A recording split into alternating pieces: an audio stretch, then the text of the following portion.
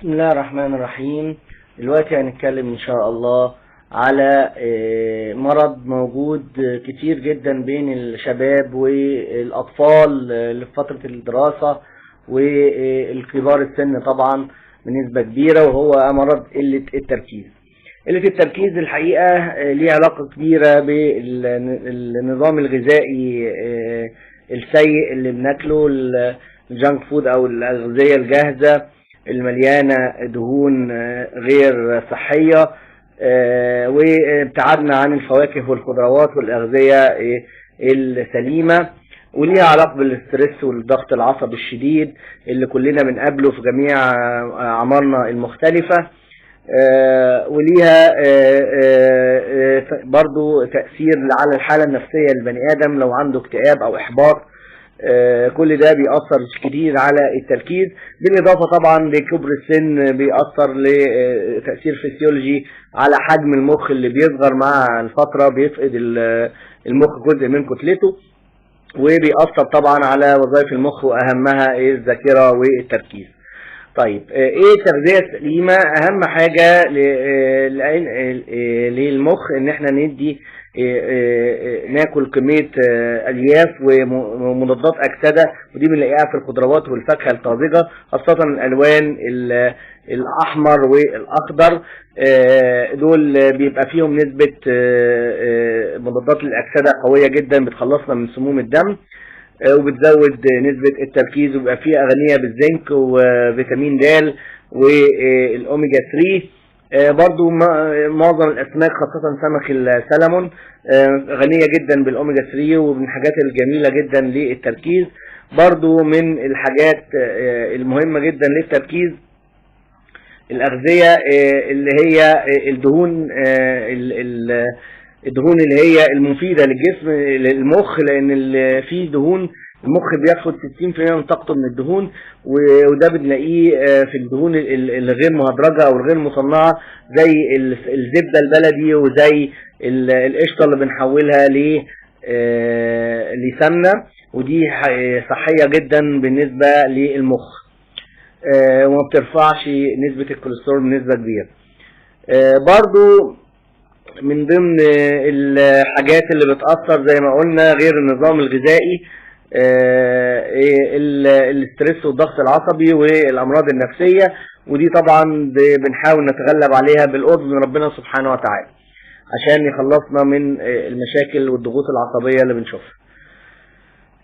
تالت حاجة ممكن ناخد أدوية بقى تساعدنا على التركيز. طبعا ممكن ناخد أوميجا 3، الحاجات الأدوية اللي فيها أوميجا 3 اللي هي الأوميجا بلس مثلا، او في بعض الحاجات اللي فيها فيتامين د اللي هي الماتريكس اللي هي فيها كالسيوم وفيتامين د، او البون 1 او الالفا كالسيدول او الفي دروب، حتى في بعض الناس اللي بياخدوا نقط. كل ده الفيتامين د بيساعد على التركيز. الزنك والفيتامين سي دول برضو بيساعدوا على التركيز، وكمان مضادات للاكسده. الكارنيتين برضو ده من الحاجات الظريفة جدا بالنسبة للتركيز. برضو ممكن ناخد الجينكو بلوبا، والجينكو بلوبا ده برضو من الحاجات اللي بتزود التركيز. دي الحاجات اللي اثبتت علميا انها ليها دور في الذاكرة والتركيز. في حاجات تانية كتير بمجرد بتظبط الدورة الدموية لكن ملهاش علاقة قوي بالتركيز. نتمنى للجميع صحة جيدة، والسلام عليكم ورحمة الله وبركاته.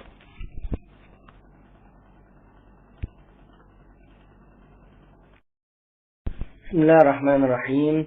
دلوقتي هنتكلم إن شاء الله على مرض موجود كتير جدا بين الشباب والأطفال اللي في فترة الدراسة والكبار السن طبعا بنسبة كبيرة، وهو مرض قلة التركيز. قلة التركيز الحقيقة ليه علاقة كبيرة بالنظام الغذائي السيء اللي بناكله، الجانك فود أو الأغذية الجاهزة المليانة دهون غير صحية، وابتعدنا عن الفواكه والخضروات والأغذية السليمة، وليها علاقة بالستريس والضغط العصبي الشديد اللي كلنا بنقابله في جميع أعمارنا المختلفة. وليها برضو تأثير على الحالة النفسية للبني آدم لو عنده اكتئاب أو إحباط. كل ده بيأثر كتير على التركيز، بالإضافة طبعا لكبر السن بيأثر لتأثير فسيولوجي على حجم المخ اللي بيصغر مع الفترة، بيفقد المخ جزء من كتلته، وبيأثر طبعا على وظائف المخ وأهمها الذاكرة والتركيز. طيب ايه التغذية السليمة؟ اهم حاجة للمخ ان احنا ندي ناكل كمية الياف ومضادات اكسدة، ودي بنلاقيها في الخضروات والفاكهة الطازجة، خاصة الالوان الاحمر والاخضر. دول بيبقى فيهم نسبة مضادات الاكسدة قوية جدا، بتخلصنا من سموم الدم وبتزود نسبة التركيز، وبيبقى فيها غنية بالزنك وفيتامين د والاوميجا 3. برضو معظم الاسماك خاصة سمك السلمون غنية جدا بالاوميجا 3 ومن الحاجات الجميلة جدا للتركيز. برضو من الحاجات المهمة جدا للتركيز الأغذية اللي هي الدهون اللي هي المفيدة للجسم للمخ، لأن في دهون المخ بياخد 60% من طاقته من الدهون، وده بنلاقيه في الدهون الغير مهدرجة أو الغير مصنعة، زي الزبدة البلدي وزي القشطة اللي بنحولها لسمنة، ودي صحية جدا بالنسبة للمخ وما بترفعش نسبة الكوليسترول بنسبة كبيرة.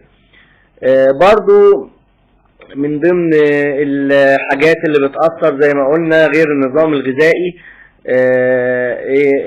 الاسترس والضغط العصبي والأمراض النفسية، ودي طبعا بنحاول نتغلب عليها بالقرب من ربنا سبحانه وتعالى عشان يخلصنا من المشاكل والضغوط العصبية اللي بنشوفها. تالت حاجة ممكن ناخد أدوية بقى تساعدنا على التركيز. طبعا ممكن ناخد اوميجا 3، الحاجات الأدوية اللي فيها اوميجا 3 اللي هي الاوميجا بلس مثلا، او في بعض الحاجات اللي فيها فيتامين د اللي هي الماتريكس اللي هي فيها كالسيوم وفيتامين د، او البون 1 او الالفا كالسيدول او الفي دروب، حتى في بعض الناس اللي بياخدوا نقط. كل ده الفيتامين د بيساعد على التركيز.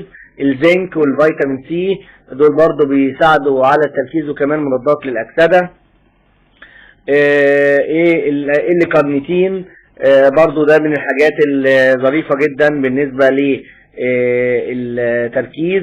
برضو ممكن ناخد الجينكو بلوبا، والجينكو بلوبا ده برضو من الحاجات اللي بتزود التركيز. دي الحاجات اللي اثبتت علميا انها ليها دور في الذاكرة والتركيز. في حاجات تانية كتير بمجرد بتظبط الدورة الدموية لكن ملهاش علاقة قوي بالتركيز. نتمنى للجميع صحة جيدة، والسلام عليكم ورحمة الله وبركاته.